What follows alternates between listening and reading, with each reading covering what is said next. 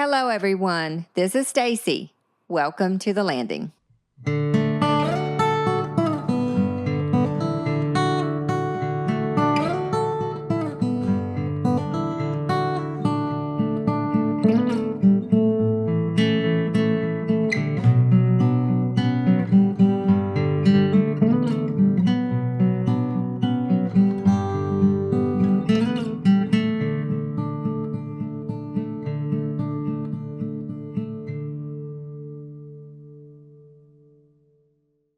There is something special about Down East roots, the kind that run deep, steady, and strong.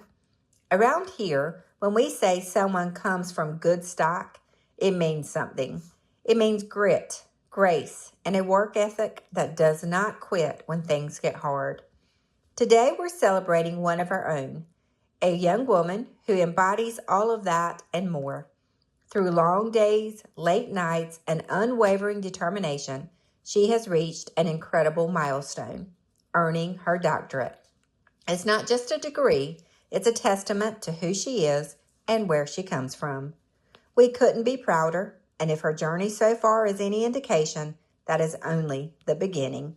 So pull up a chair and listen, because today we're talking about hard work, heritage, and the bright road ahead for a Down East girl who's just getting started. Hello, everyone, and welcome back to The Landing. We are delighted with who we have in store for you today. She is a very busy lady, and I have been proud of her journey for a long time, even though she doesn't know me. I'm much older, but I do know her crowd, and I know the love and support that she has surrounding her, so I can't wait to hear her journey. But before we start on that, if you will, please tell us your name, who's your crowd, and where you're from. Hi, my name's Johnna Brooks. I'm from Harkers Island. Been here my whole life. And my crowd is Donna and Bentley Brooks. My grandparents is Kahlo and Red Brooks. And my mom is actually, my dad married what we call a dingbatter.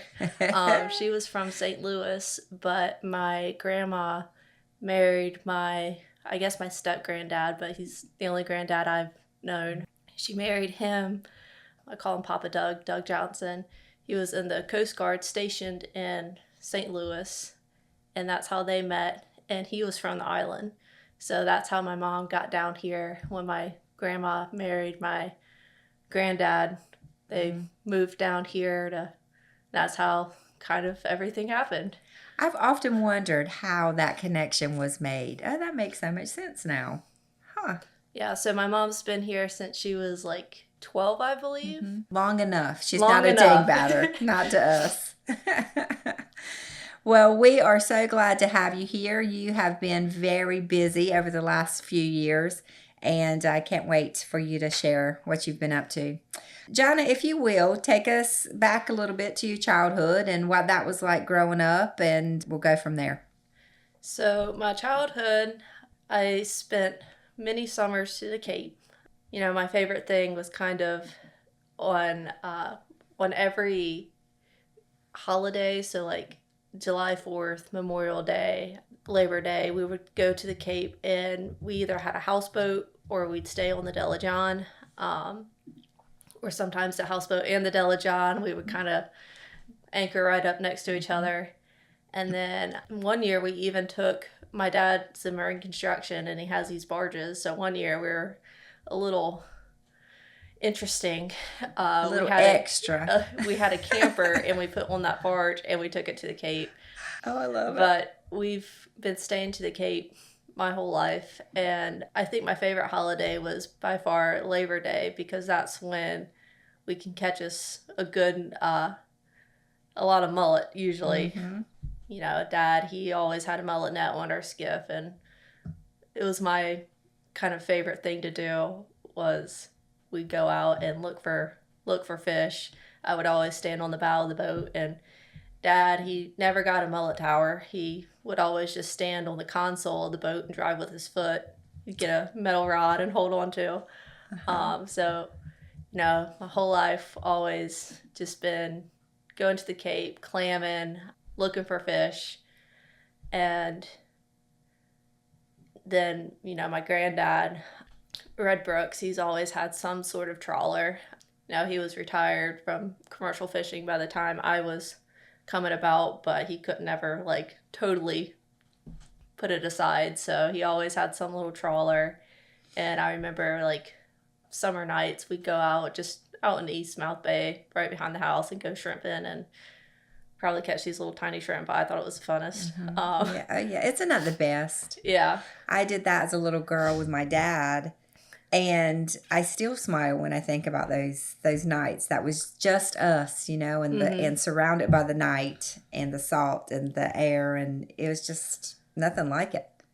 That was growing up. I went to school here to Harkers Island, K through 8. It was middle school and elementary school back then. Did you have small classes? Oh yeah. I think the biggest our class ever was 22, 23 kids. And then when I graduated 8th grade, I think it was 17 kids. So going to East Carter, it was a bit of a scary experience, but everything went good there. I was really good in math in school, math and art, which people don't really think goes together, but that was always my 2 favorite subjects. In East Carteret, I never skipped any grades, but I kind of was 2 years ahead just in math because I was not a reader at all. She says to this English teacher looking at her, it served you well. You're fine, believe me. But I know reading and writing was not my best subjects, but I was always good at math, and I was kind of 2 years ahead just in math. And then my senior year of high school, I had even took all the math classes East Carter had offered. So it was coming to a point where I was applying to college, and I was thinking about majoring in math, and I was like, well, it's not going to look good if I don't take a math class my senior year, but East Carter has no more math classes. So East Carteret let me actually, for first period, drive to West Carteret, take a AP Stats course there, and then they let me drive back to East Carteret for second period. And, it was when we still had the Beaufort Bridge, the drawbridge, so I would get caught by that draw every time. Oh my and goodness. They didn't let anybody else do this. I think I was too late to second period, but I didn't mind it. It was an English class, so it was okay. Now, who was your English teacher? I had a bunch of English teachers, just all 4 years, but I think it was an AP language, AP Lit, something like that, because even though I was not an English person, I was trying to take as much AP classes as I could, because I'm a bit competitive and I wanted to be valedictorian. So even though English is not my favorite, I sucked it up and took some AP English classes just to get that title. To do it. Right. I know. I understand. You're speaking my language. I taught at East Carteret for a while before I moved away, and I love that English department very much. Well, so you did that. That's amazing that they let you do that. Yeah. But that's awesome that they let you do that.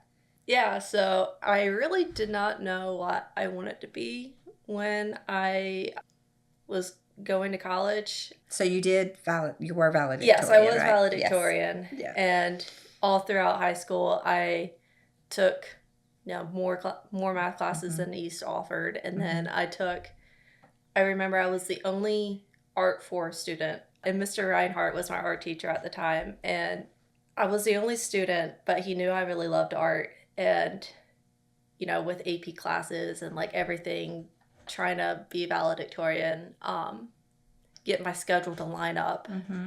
He let me actually just take art whenever it fit in my schedule. So I was the only Art 4 student in a class of Art 2 students. Right. And from that experience, I knew I was not going to be an art teacher because I had all the Art 2 students asking me questions, and I'm like, oh my gosh, just let me sit over here and draw. This is not what I signed up for. Yeah, but it was great being able to take art my senior year, being able to take the math classes I needed senior year. Mm-hmm. But when it was time to graduate and like apply to college, I didn't really have a clear goal of what I wanted to do.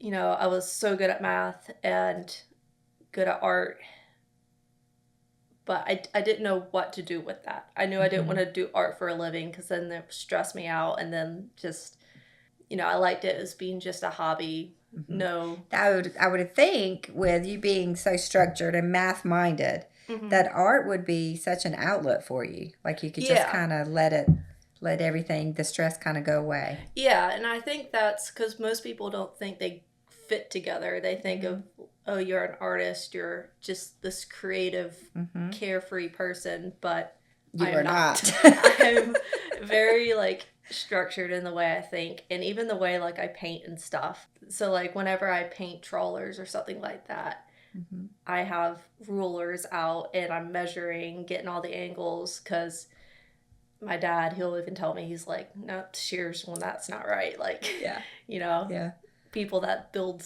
these boats know their boats, and they know when something's not just right. So like, I'm very technical even when I paint. But when it came to graduating, I didn't know what I wanted to do. And I knew I wanted to do something in math.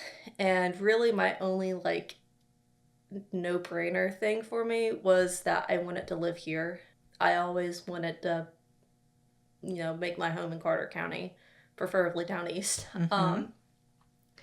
But that's what was always evident to me. But what job path I wanted to do to stay here was not always clear. Well, that's hard because there's not a lot of jobs that'll let you stay here. Yeah, and I think we were all pretty naive with the job opportunities. So, you know, me being good in math, the only like guidance I really got was like, oh, you're going to be either a really great engineer or a really great math teacher. And I'm like, I don't know if I want to be an engineer or a math teacher. Right. And so when it came to like choosing my major for school, I was like, if I choose an engineering major, my job outlook is pretty like concrete. If I get an engineering major, 9 times out of 10, I'm going to get an engineering job. I was like, I just don't know if, like, I know Cherry Point's a great place to work, but I don't know if I want to be an engineer. Right. And then I didn't know if I wanted to deal with biomath teaching. Yeah, you knew you didn't want to do that. So I have great respect for the teachers, but I didn't know if I wanted to go down that path. So I decided to just major in math, and I was like, surely if I can figure out what I want to apply it to later. So if I want to go the engineering route, it shouldn't be that hard to like transfer over. I've already got the core classes done.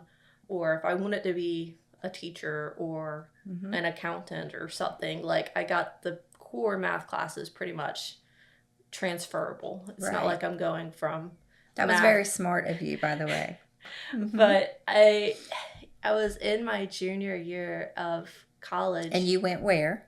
NC State. NC State, yes.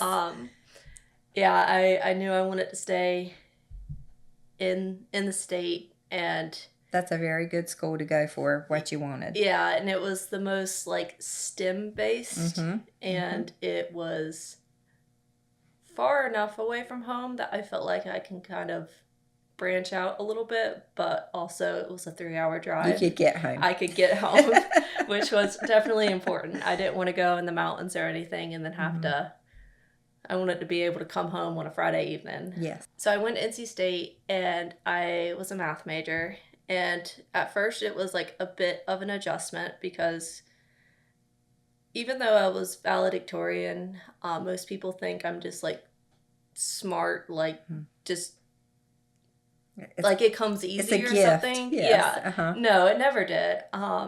You worked.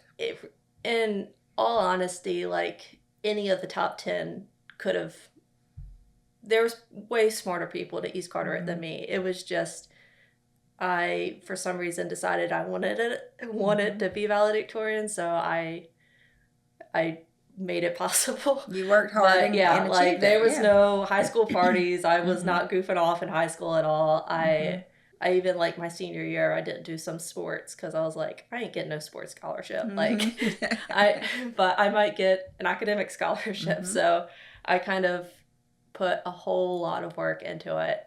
When I went to NC State my freshman year, it was very challenging, not because I didn't know, like, how to study, because I had 4 years of practice of that, but it was challenging in my introductory level classes because a lot of people, I was taking Chem 101 with a lot of students that had taken 2 or 3 classes of chemistry in high school, and I only had the option to take Chem 1.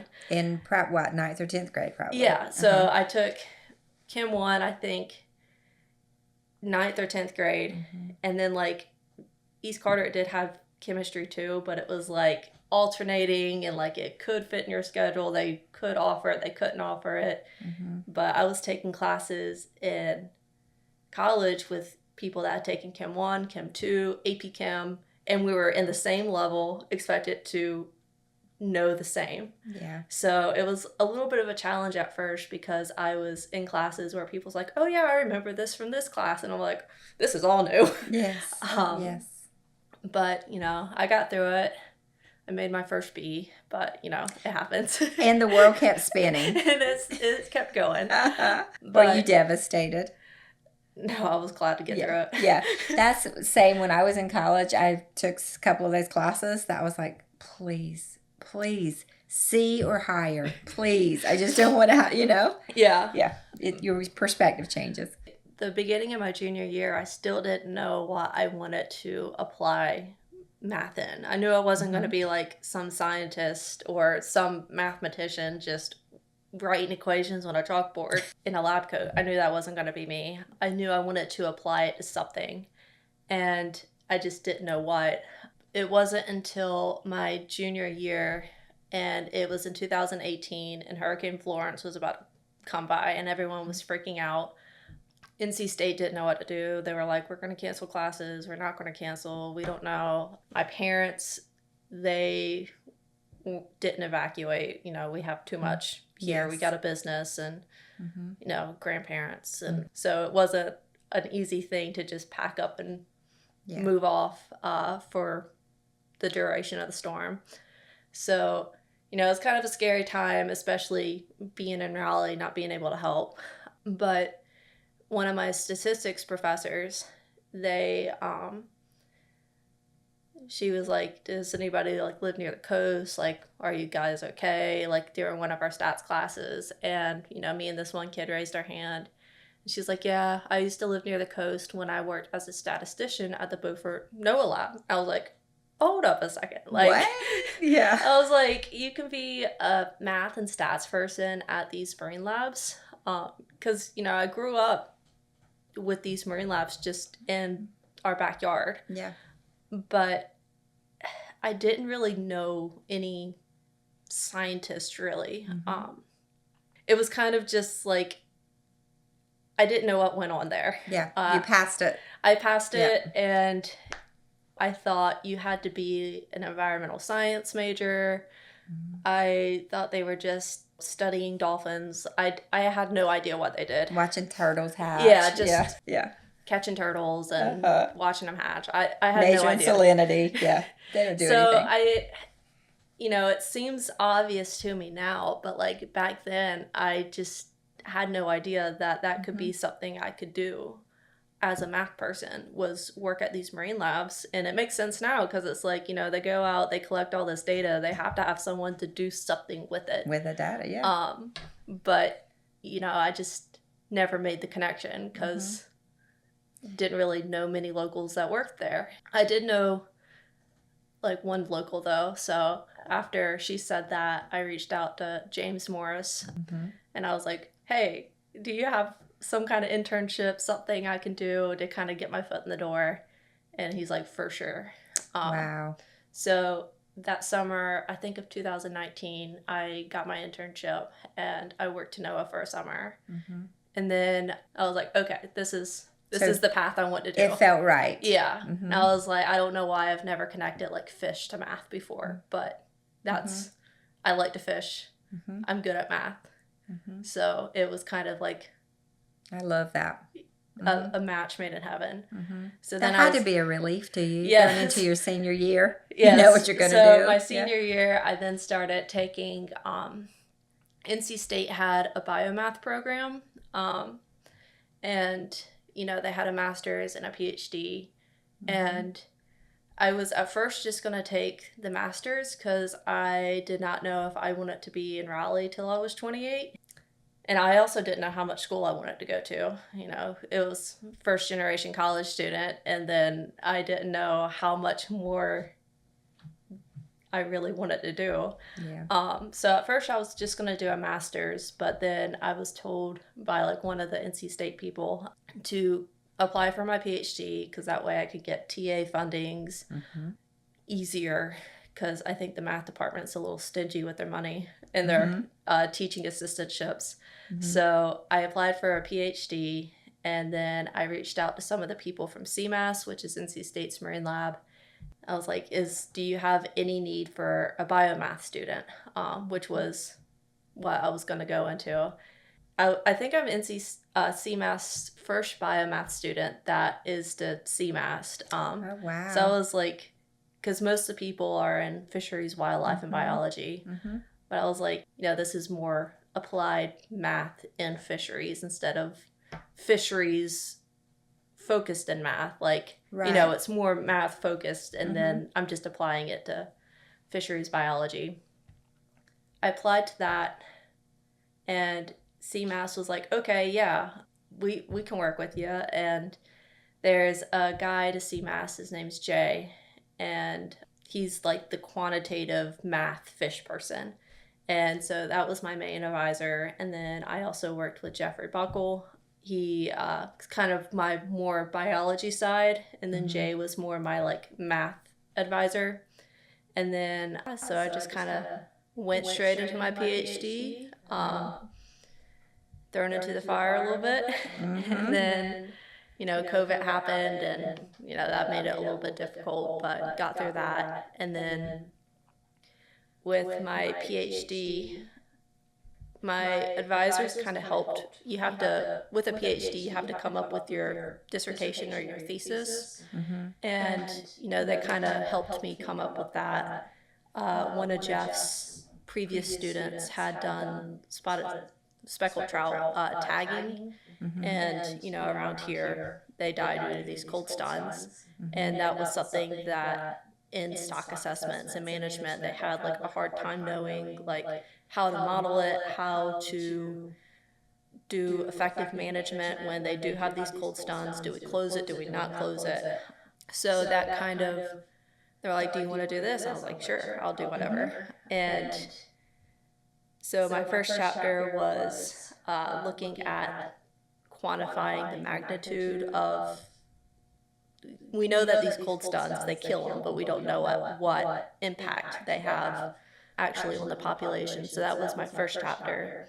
So hopefully that can be used for the management, because right now, whether or not to like close the fishery is kind of like up to discretion of like, do we think it's severe enough? But, you know, using my chapter 1 stuff to be able to like put numbers to it, to be like, okay, we expect the population to decline by X%. We think that's significant enough to put a temporary closure, or no, we don't think it is. Right. So kind of putting kind of a number to what we think it is, instead of just we think it is. Yeah. So that was my chapter 1, and then my chapters 2 and 3, I already did it. Isn't it nice to say it in past tense? So I made a stock assessment model to be able to capture the increases in magnitude of natural mortality of speckled trout during these cold sun events, because you don't want the model, I'll try not to get too mathy, you don't want it to smooth over the effects and then like not be able to like, because they do impact the population greatly, so you want to be able to like capture that. And one thing about stock assessments that even I was a little bit like, you know, like raising my eyebrow about, because I was like, how in the world can a model or a scientist know like with certainty how many fish there are? Like, you know, that seems a little... Yeah, that's gone through my mind. Like, how do you do this? So, but the thing is, it's not so much knowing how many fish there are, because even no scientist is going to say, like, we're confident there's X amount of fish, spotted sea trout in North Carolina. Like, that's not the goal. The goal is to see how you go out, you collect data, and you go out the next year and you collect data, and you want to see how the number's changing through time. Do you go to the same areas? So it's a bunch of different data. Kind of an example is if you're a commercial fisherman going out, you set a net, and one year you set a net and you're catching hundreds of pounds of fish, and then the next year you go out with the same net, same gear, same locations, and it takes you 10 sets to catch that same hundreds of pounds you were catching the last year. You can assume based on one year to the next that you think there was more fish the first year than the second year based on the data you collected. Because you kept as much as you could the same. Yeah. So that's kind of the same thing in stock assessments, but instead of one commercial fisherman, you're looking at the entire commercial fishing fleet, the entire recreational fleet, and then you have biological data, fishery independent surveys, and you're combining all of those into like a single model. And then you also have your, what we call the population dynamics model, where you try to model their growth and mortality and stuff like that. And you combine all of those and you want to see how it changes, how the population changes through time. So it's not so much the number, but you go out, you collect this data, you go out the next year, you collect the same data. How do we think the population's changing year to year? Yeah, but that's interesting. See, that sounds like a mathematician's dream. Yes, and being able to do it, because when I first started, I was like, oh yeah, I can do a stock assessment, I could do this, I can do another survey, and my advisors was like, let's just do a stock assessment, like, because I soon found out that it is a lot of work. I'm doing a lot of computer coding, and it was like 8,000 lines of computer code. Now, was that a new skill, or had you taken that in college? I had taken some computer coding classes in college as like part of my math requirements, but I did have to learn, like, with computer coding, there's different coding languages. So I did have to like learn a couple new coding languages, but May I ask which one you used? Only because I know enough to be dangerous with a friend of mine. She's going to be very proud of me for asking this question. In the stock assessment, I used R, which is like your basic like statistical coding language, and then I combined it with C++. Okay, I've heard of that. All right. That's as far as it goes, but I've heard of that.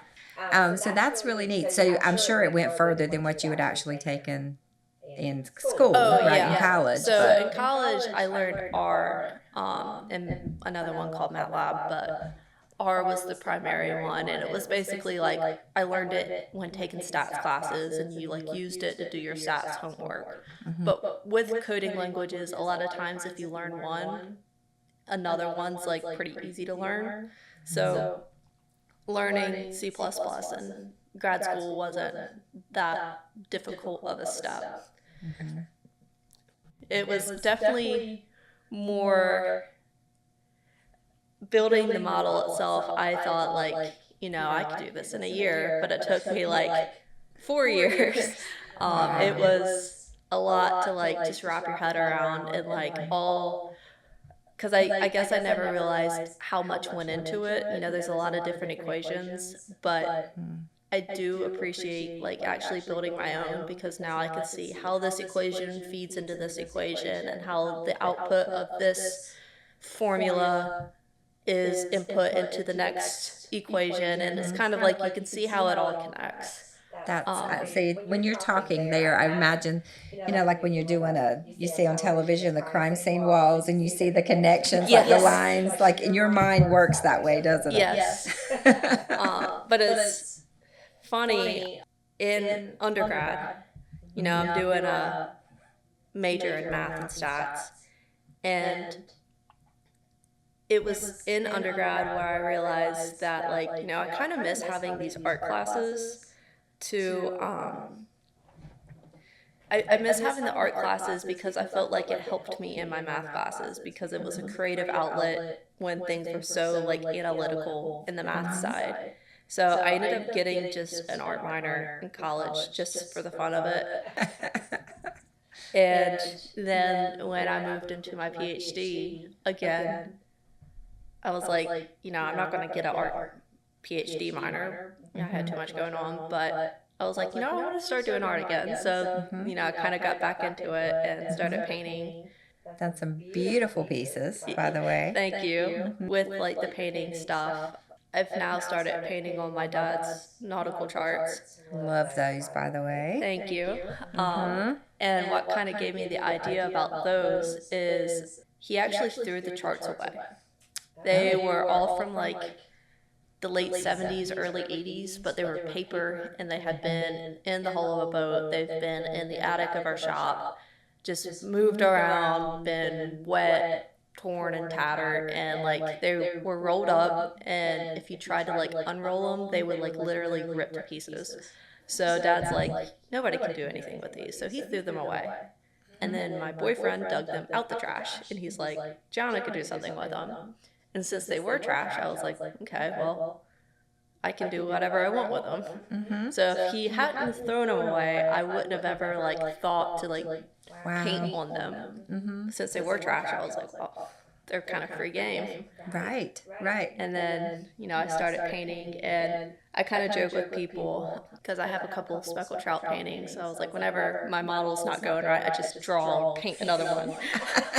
But having art as a balance during a very mathy PhD helped out. And, now I kind of get the best of both worlds. I get to have hopefully, I've now in the job application stage, but hopefully I can have like my main source of like income as math side, and then just on the side be able to do art stuff. And yes, I never thought I would be doing art outside of just high school and stuff like that. Yeah, well, you're very gifted, and so I'm glad that you're able to share that with others. Just briefly, you recently defended your PhD. So, and how did that go? Was that exhilarating or terrifying, or both?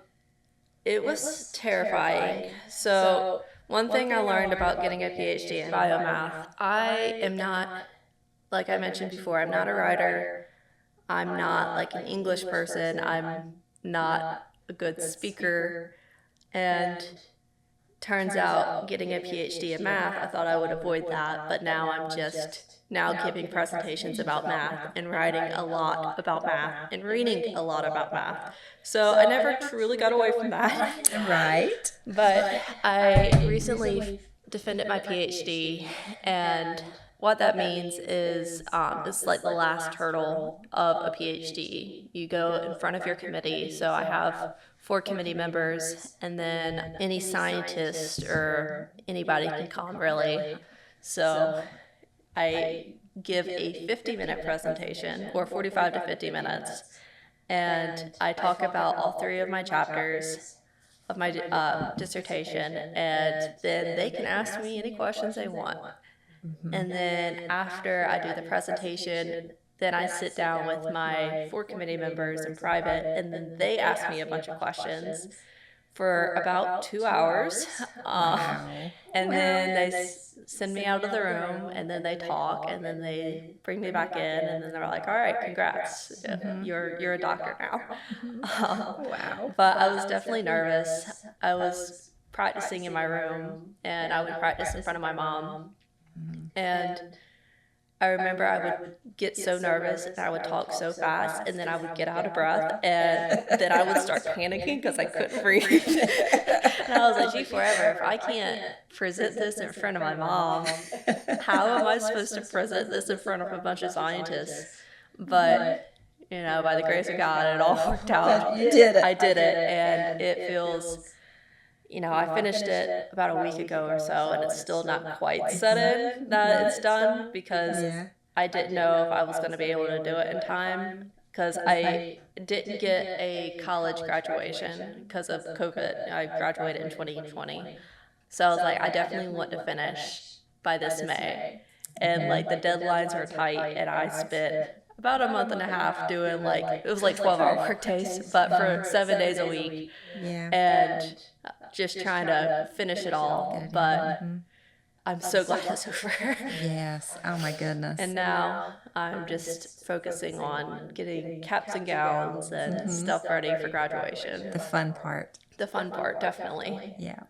Well, Johnna, we are all very proud of you and love to see your artwork, to hear about what you're up to. And I know your parents are very proud of you as well. Is there anything, because you have touched a lot of really important topics, I think, for young folks to hear. Is there anything in closing that you, words of wisdom, if you will, that you would like to share with current high school students? I guess one thing I wish I would have known was the fact that these marine labs are a career path. Because if anybody was like me in high school, they were just didn't really know what went on there, what kind of jobs was available, and I kind of wish I would have started earlier. I guess my goal is, especially growing up here, is be somebody that when I realized I could be a math person, and I reached out to James Morris because he was the only PhD NOAA scientist I knew. He was a good reach out. Yes, he was. So I kind of hope that I can be someone that somebody can be like, oh, you know, this person, I know her. She's local. I can reach out to her and get more local people into these marine labs, because these marine labs, they govern so much like of what goes on here with the fishermen. And you know, I feel like there's a lot of distrust with like management, scientists, and fishermen, but I just want people to know that in order, I guess, for like commercial fishing to continue, we can't be against the scientists. And I'm all for having more local people interested into the science side of it, and I hope to just be somebody that could be someone that a local high school student can reach out to and just know what kind of jobs are out there, because I had no idea growing up. Right, which is crazy when you think of the proximity you grew up with where you They're right in the backyard. Right there. Yeah. I even know my grandma was like, she worked to DMF, but it was, I guess, not so much the science side of it. So even like going to DMF to visit my grandma, I still had no idea. Wow. And it's just, I think it's such a great resource here and job opportunity here for local kids. And what a great marriage of what you grow up knowing with what you can add to the labs. You know, that local knowledge is something that can't be taught. You know? So, and love for the area. And I think that goes into it a lot, because anybody can go out and say, you know, we can be extra conservative and just make stricter fishing limits, but when you know exactly who it affects. Right. And Johnna, you can say it in terms and from a place where people trust and know that you mean it. You know, which that is something that is valuable. And I don't think I'm going to solve all the trust issues. No, you can't do all of it. I do think it's having people in there that you do trust. You know, it's not just some random person there. Yeah. But someone that you do trust even if it is like, we do need to have more regulations or less regulations, it's more of a, okay, this person's not out to shut me down. They do value what I do and understand. Yeah. Because all my crowd was commercial fishermen. Yeah, through and through, runs deep. Yes. Well, you're an inspiration, and you're helping build that bridge and that you're talking about. And so we appreciate you very much. And thank you for stopping in today and for sharing your story. And I'm sure that you will touch a lot of folks with it. So thank you, Johnna. All right, thank you.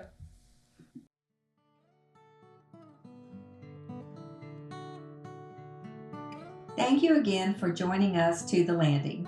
This podcast is brought to you by the Core Sound Waterfowl Museum and Heritage Center. Tune in next week as we continue learning, sharing, and remembering together. If you'd like to hear more, check out our previous episodes where you get your podcasts. If you or someone you know is interested in being on The Landing, please reach out through the link in the description. Until then, stay safe and be kind.